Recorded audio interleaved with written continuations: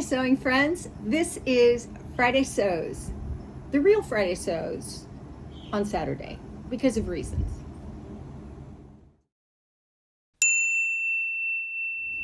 I'm Jen, and this isn't my sewing room. It's my back lanai. And I'm out here because I often look out the window in my air-conditioned house and I think, I want to be outside. I want to be outside.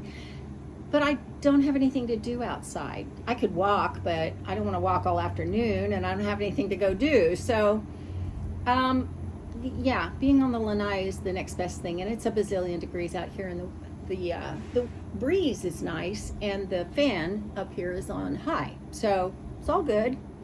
And I'm outside. So there you go. Well, this is Friday Sews on Saturday because I wanted to do my collaboration with Izzy from Dizzy Quilts and Sews. Look right up here. I will link to it if you would like to watch that. We did a collaboration and wanted to do it on Friday. And so that plus this would have been way too long of a video. So I went ahead and just decided to do this today. So there you go. It's a Friday Sews on Saturday. Because of that reason.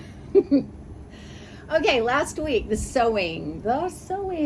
It was, okay, this is Friday Sews on Saturday, the skirt altered skirt edition. Okay, this is what I did last week, besides make the hoodie. This was a dress, now it's a skirt. I'm glad it's a skirt because now I will wear it. It has pockets. I cut the skirt off above the pockets, put the waistband on, and it didn't fit, so I put it on again. Now it fits perfect. Did that. This one, it's just a jean skirt that I made for the collaboration I did for the space collaboration that I did with the Fab Five, and it used to have pockets on the back that were white, and they had R2D2 and BB8 on them. I had printed the fabric through my inkjet printer, but when I washed the skirt, the ink faded, so I decided to take those pockets off and put these on. I had actually cut these pockets when I made the skirt, thinking at some point I'm going to remove those other pockets. So yeah, it was time to do that. I did that. I have a video on how to do pockets very easily and in such a way that they go really quick. I'll try and link it up here. And then this is thrifted. It's a quarter circle skirt, I think.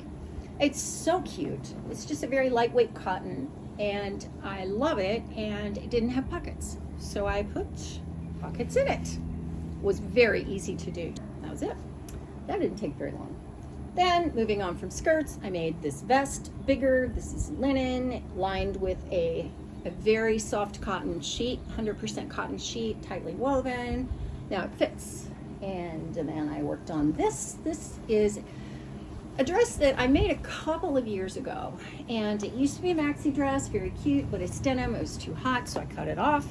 And then I decided, this is very similar to the Peppermint Magazine wide strap maxi. Now I've made that. I think this fits better, but this is a pattern from the 1970s. I think it's a Simplicity Jiffy pattern. The wide strap maxi is made with elastic across the back. Well, this one is made with a drawstring, which you can kind of see. It's tied in a bow. And the straps crisscross. Well, what I found was, I wore it all day yesterday, and what I found was it came up really high under the arms, and I thought that's a strap problem. So I'm going to lengthen the straps, but it's going to mean taking them off, making new ones, which is fine. I have a lot of fabric left, but the reason I have to do that is because there's a buttonhole at the end of the strap, and so I need to lengthen it, and I can't do it with that. And so it's not going to be very hard to just open up this seam right here, to undo the top stitching and stick the new one down in. Actually, there may be enough to just bring it up. I don't know. But anyway, so I put the elastic in this because the drawstring, it was just too unwieldy. I couldn't get my hands behind to tie it tight enough, and I always had to have help. And so that's the strength of the wide strap maxi, is that it has elastic. And this one does too now. So there's that. I do not have a dress for Easter because I had so many deadlines and I just couldn't make it happen. I couldn't get in there and work with life too and work on an Easter dress. So I pulled this out. This is Laura Ashley from 1986, I think. Oh, no, 89. And I love this. That's just beautiful. And I have this sheet that is actually Laura Ashley. I think it's called Bramble. And so I wanted to make it out of that. And this is fine through the bust line. I think the finished garment measurement is about a 40 and I'm about a 39 and a half, which means that's a half an inch ease. But I always use a half-inch seam allowance, which gains me an inch or more usually because of that 1/8 of an inch in every seam. So that gives me 41, which tells me it's probably going to be fine. But the waistline is too small, so I got this out last night and I fiddled around with it and I drew a new bodice and then I stopped because bugs were biting me in there. I know, don't even ask. But no CMs, yeah. Fabulous book, really helped me. I don't think I'm going to do exactly what they said, but I wouldn't have figured out what I'm going to do to make that waist a little bigger if I had not seen this, if I had not been able to look it up. And this thing has every alteration for any part of your body that you can come up with. It really does, and it's so helpful. It gives you 3 methods to do it. The pivot and slide method, the seam method, and one other one that I can't think of right now, but fabulous book. Well, so I don't have a dress for Easter, and I would really like one. I do have a McCall's dress that I made a couple of years ago for the So Maxi for Mother's Day challenge on Instagram, and it's beautiful. And I don't get to wear it very often, and it's probably because it's a maxi, and I don't know, I associate maxi with dressed up, and I don't get dressed up very often, but that may be a case where I need to shorten it, but I think it's going to break my heart if I have to do that because, I don't know, such a beautiful dress. So I have a dress to wear. It's not new, but I can wear it. But I also have this. And I haven't finished it yet. It's right here, but the tedious, time-consuming part of it is done. And so all I have to do is add the pockets, the skirt, do the zipper, and hem it, and that will be done. Don't have to line the skirt, easy peasy. My husband likes the blue stripe, and he says I have a blue shirt that'll match that, so we're all good, and I said fine.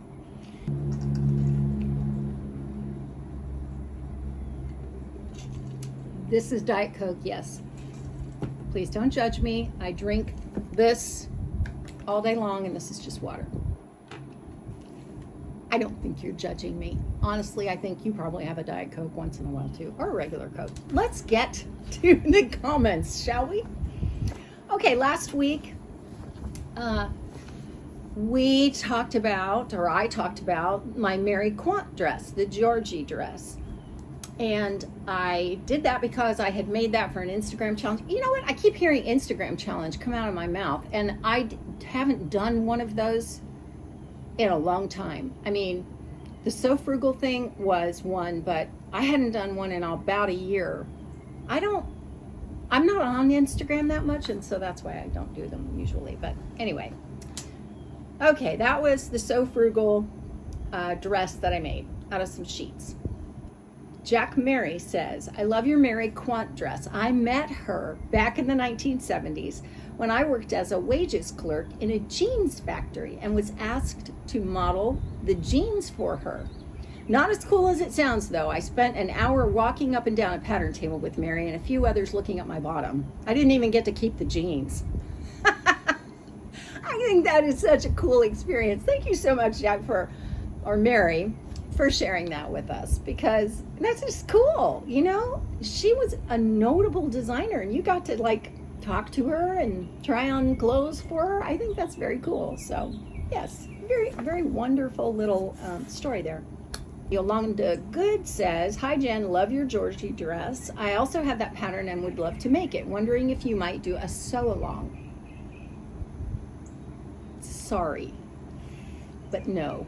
That dress requires so much math that I thought my head was going to explode. And especially the pleats, which I still think aren't right on my dress, which I don't care. It's fine because there's a belt that covers a lot of that up. But, you know, it was hard.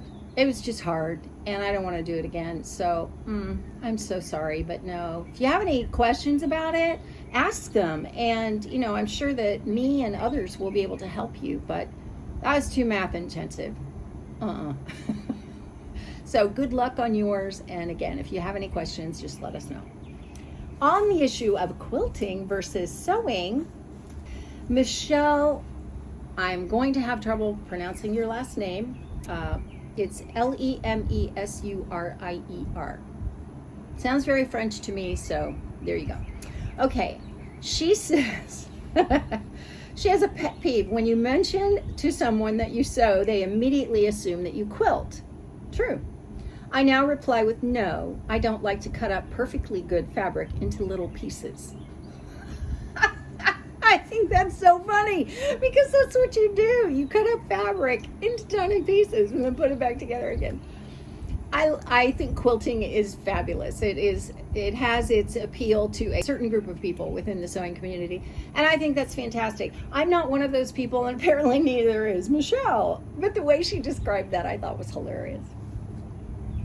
Jamie Vernon says, I'm a sewer. I have quilted, but doing the same thing over and over and over again to make the exact same block makes me batty.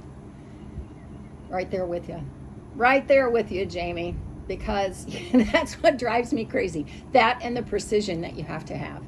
Those quilters, they are very precise. And I always feel like I'm the screw up that's making this lame attempt to do quilting, which is so not true, but there you go.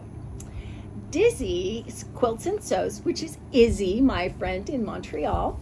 She says, I'm a quilter who also loves to make garments. I love the speed of making the garments, but making a quilt is so incredibly relaxing to me. See, there we go. The repetitive nature of making blocks and then basting and quilting. It's especially good for me after I spend time with the whole family, which, you know, as introverts, we all know is taxing. It's good, but it's taxing.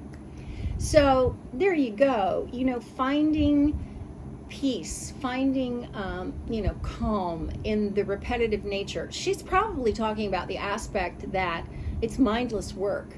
Now, I do very well with mindless work. And so I get what she's saying. So quilting can be that. Let's just leave it at that.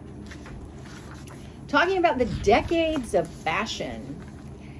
Cheryl from Bluegrass Dreams to Seams, she said her favorite decade is the Edwardian period. Okay, now I just didn't even occur to me that we could go Victorian, Edwardian, Middle Ages, and I don't know, all that. But she's right. That wasn't necessarily a decade, it was a time period, but it's a very, very interesting answer to the question. So, yeah, that whole era of the style of fashion was so interesting. I'm so glad we are past it, because can you imagine being in the heat in that kind of an outfit? But it's beautiful, beautiful clothing. So, interesting answer. Thank you, Cheryl. I thought that was, nobody else went there, and you did. I thought that was so cool. I have to tell you, Rebecca at Tribeca Designs. Okay, first of all, I love her. She refashions everything and also makes things, but she's just got such taste and such a vision for the way something should look or what she can turn something into. I just think that's amazing. Okay, she was talking about my Mary Quant dress, and she said, you talk about sheet chic. And I thought that was priceless. Sheet chic. I am using that. I'm totally stealing that. I'm totally stealing that. So, yeah, I thought that was very cool. Debbie Snyder asks if She says, I would love to see how you lay out your patterns onto a sheet or a shower curtain. How do you find the grain line? Okay, I'm going to link a video up here where I talk about how to find the grain line. And I will add that to the list of videos that I should do, showing you how I do something, because it depends on the size of the sheet and how much fabric the pattern takes and that kind of thing. So anyway, another great suggestion on the apron that I'm making for my daughter, maybe someday if ever I get around to it, because deadlines. Ugh. She says, have you considered making the cat face pink and the inside of the ears out of the paw print? Great idea. You all are geniuses. Man, I am getting such an education just having a YouTube channel. Quilting for a cause. Carolyn Reed says she does quilt, but she primarily makes lap gowns, lap, shoulder, baby gowns for Lutheran World Relief. She started in 2021 and has made 880 gowns. This is 2023. That's 2 years. That's a lot of gowns for 2 years. She says, my name is on Joe Kramer's donation list for cotton knit fabrics. Just when I need fabric, I get a box or two in the mail. God is so good. Well, I tell you about this because I think if you want to reply to Carolyn's comment on that video last week, then you can connect with her and send her fabric if you have some to share. So, also Deb Cobb. Okay, Deb Cobb is an Aussie and I love her. She always has great things to say on my videos, and I feel like she's been commenting for a long time on my videos. And I knew this about her, but she mentioned it again and I was glad she brought it up. She says this: the quilts are made from the clothing of the loved ones who are deceased or from clothing of the babies that are now older. I enjoy most of it. How cool is that? That she takes pieces of things that are a memory for someone and she turns them into something useful and beautiful.